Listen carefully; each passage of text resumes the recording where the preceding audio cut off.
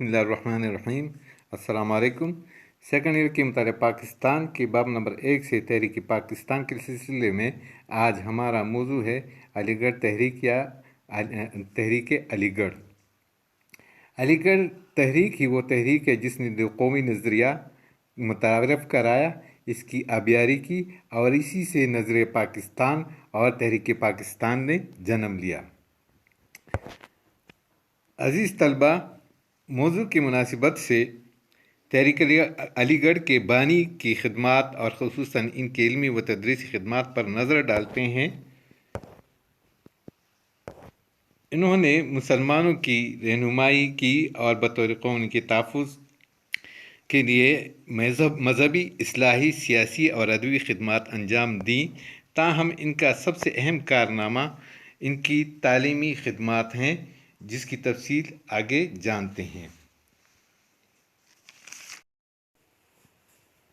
Sir Syed Ahmad Khan ने जदीद तालीमी इदारे कायम किए। इनमें सबसे पहले ज़िक्र आता है मुरादाबाद का स्कूल, जो इन्होंने 1859 में उस वक़्त कायम किया जब इनका यहाँ पर मुलाज़मत के सिलसिले में तबादला हुआ। इस स्कूल में फ़ारसी ज़बान में तालीम दी जाती थी। पहले इस किस्म का कोई स्कूल यहाँ पर मौजूद नहीं था।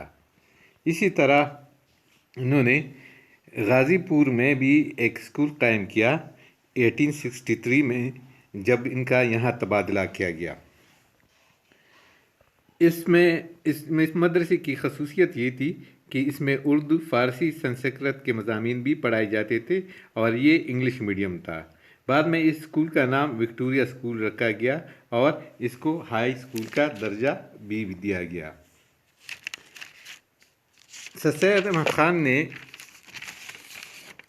अपनी तालीमी खिदमात जारी रखते हुए साथ साथ जो है एक मुसलमानों की एकजहती के लिए भी काम किया और इनको हर तरह से फैसिलिटेट करने की कोशिश की। इस सिलसिले में इन्होंने साइंटिफिक सोसाइटी का काम अमल में लाया 1864 में। इन्होंने मगरबी उलूम को मुसलमान तलबा के लिए आसान तर बनाने के लिए ज़रूरी समझा कि जदीद उलूम को उर्दू में मुंतकिल किया जाए। 1864 में इस तरह इन्होंने इस साइंटिफिक सोसाइटी की बुनियाद रखी। इसका मकसद मगरबी उलूम की अहम किताबों की तराजिम आसान उर्दू ज़बान में करना था।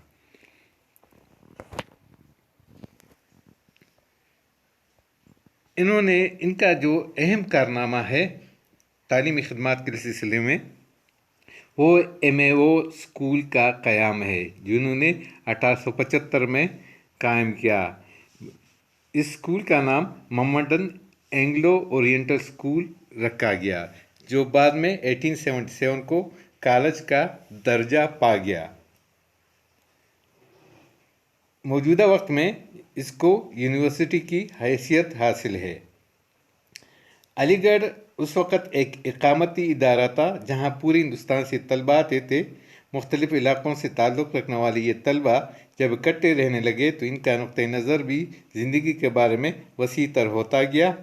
इस तरह इनमें इत्तेहाद व इत्तेफ़ाक़ के जज्बात भी पैदा हुए।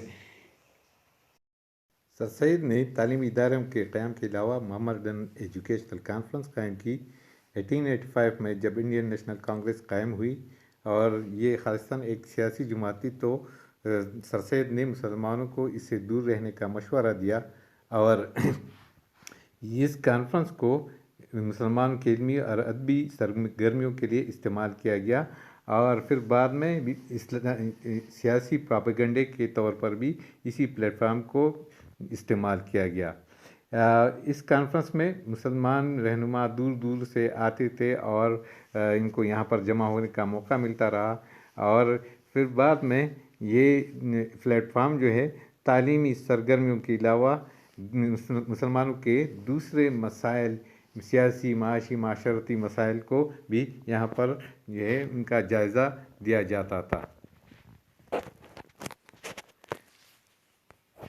सर सैयद अहमद ख़ान ने जो इदारे कायम किए उसको देखते हुए मुसलमान रहनुमाओं ने अपने अपने इलाक़ों में इस किस्म के इदारे कायम किए, जो बाद में तरक्की के मुसलमानों की तरक्की के हवाले से बहुत अहम और मुफीद साबित हुए।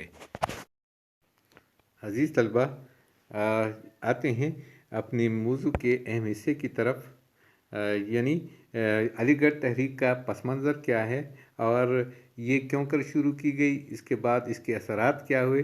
ठीक है, इस हवाले से थोड़ा सा जानने की कोशिश करते हैं। तो सबसे पहले हम जानते हैं कि अंग्रेज़ों ने जब 1857 की जंग आज़ादी जीती और मुसलमान या दूसरी जो हिंदुस्तानी कौमियतें हार गईं, तो इन्होंने सिर्फ़ और सिर्फ मुसलमानों को इस बगावत का ज़िम्मेदार ठहराया जो कि नामुनासिब था, और इसके ख़िलाफ़ सर सैयद और इन जैसे दूसरे रहनुमा जो हैं वो उठ खड़े हुए।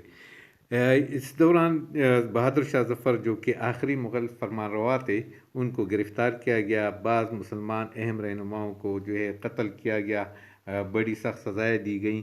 इस तरह मुसलमानों को जानबूझकर इनको सियासी, समाजी और माशी तौर पर पसमानदा रखने की कोशिश की गई। इनके साथ हिंदू इंतहा पसंद भी मिल गए, क्योंकि वो इन मुसलमानों से इनके 800 साला दौर हुकूमत का जो है वो बदला जो है वो लेना चाह रहे थे।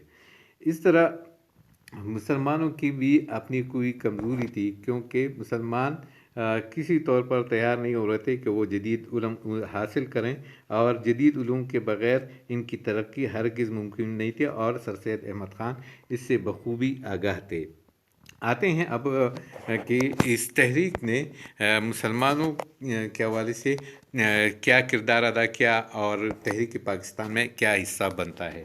तो सबसे पहले हमें मालूम होना चाहिए कि जो पाकिस्तान का नज़रिया है ये दो कौमी नज़रिए से शुरू हुआ था, और इस दो कौमी नज़रिए की बुनियाद यही तहरीक अलीगढ़ जो है इसी के साथ रखी गई थी। यानी इसके बानी जो हैं वो सर सैयद अहमद ख़ान ही हैं, जिन्होंने 1867 में जो तनाज़ा हुआ था उर्दू हिंदी तनाज़ा, उसके बाद ये राय कायम की कि हिंदुस्तान में एक हिंदुस्तानी कौमियत नहीं बल्कि दो कौमें हैं, और इसके बाद यही नज़रिया आगे चलकर जो है नज़रिया पाकिस्तान बना।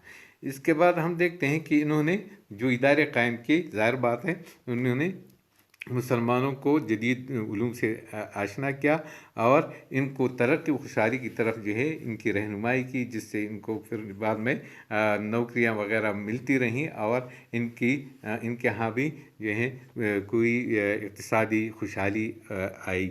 और इसके साथ साथ इन्होंने इस तहरीक के ज़रिए कौमी इत्तेफाक व इत्तेहाद का उसूल मुमकिन बनाया। वो इस तरह कि जिन्होंने मोहम्मदन एजुकेशनल सोसाइटी का क़याम किया, और इस तरह जो कॉन्फ्रेंस कायम की, उसके ज़रिए मुसलमान रहनुमाओं को एक साथ जमा होने का यह मौका भी फ़राहम किया। इस तरह मुसलमानों में इत्तेहाद व इत्तेफाक का ये सबब भी बना। इस तरह इस तहरीक ने कि जो क़यादत फराहम की और सियासी क़यादत फराहम की, तो वो बाद में जो है उन्होंने मुस्लिम लीग यानी पाकिस्तान की बानी जमात जो है वो बनाई। और इस तहरीक ने बहुत से नामवर रहनुमा पैदा किए। यही तहरीक थी जिसने मौलाना शिबली नौमानी जैसे मुअर्रिख़ और अदीब पैदा किए, अल्ताफ़ हुसैन हाली जैसे अजीम शायर और अदीब, इस तरह डिप्टी नज़ीर अहमद जो इस्लाही नावल निगार थे, नवाब वक़ार मुल्क, नवाब मोहसिन मुल्क, और मुस्लिम लीग के दूसरे लीडरों के साथ साथ मुस्लिम लीग के पहले सर आगा ख़ान, वो भी यही जो हैं ये अलीगढ़ तहरीक से वाबस्ता थे और यहीं के पढ़े हुए थे। इस तरह हिंदुस्तान के कई अहम मुसलमान रहनुमा जो हैं वो अलीगढ़ तहरीक ने ही फराहम किए और तहरीक पाकिस्तान को कामयाबी से हमकिनार किया।